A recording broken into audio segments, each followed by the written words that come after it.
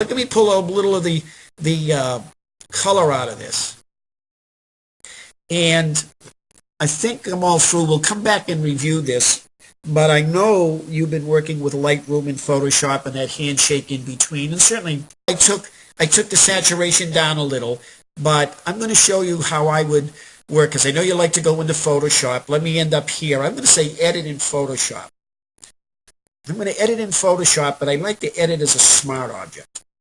A lot of people don't understand what it is, and those people who do will start saying, well, I understand how you can change size and scaling without losing your quality.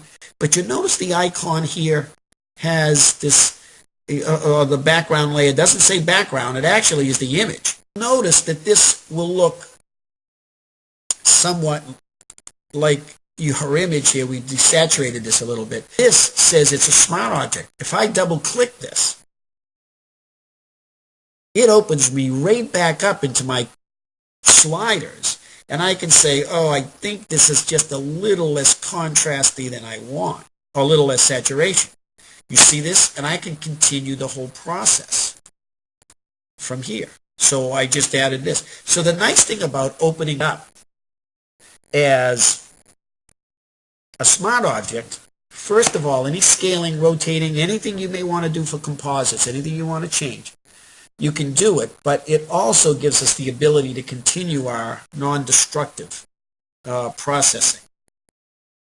I've been experimenting with this lately. Once it's here, I'm going to go to an effect, and I'm going to go to this pattern overlay. Look at this burlap thing. Now, this is interesting, because if I do this, I can put this pattern over here, and I can change my blend mode. And if you put overlay, you'll notice with these gray patterns, and matter of fact, these come with Photoshop.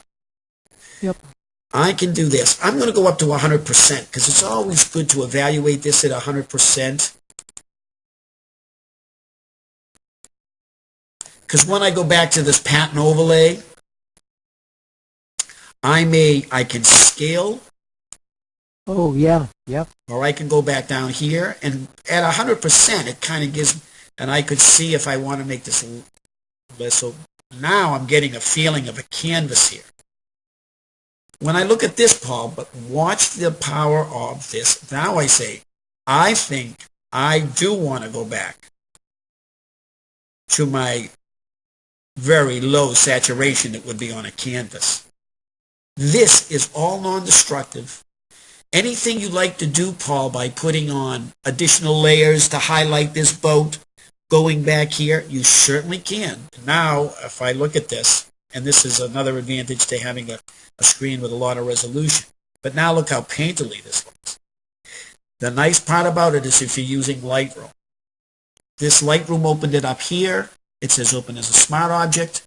It's a smart object. Just that's great. I want to save it. I want you to watch up here, because when I hit save, Lightroom and Photoshop are using common language and common files on your computer, and it knew it opened up in Lightroom.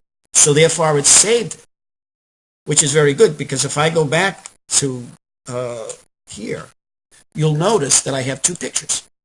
Gotcha. And it's linked, so if I like them when they link, because that's the automatic default. When I look at this picture, I can go ahead and see what it looks like, zoom up 100%. I can go back and re-edit this all I want, and I'll say, hey, where was the original of that? It's just you click on this line or you click on this number, they'll open and close it.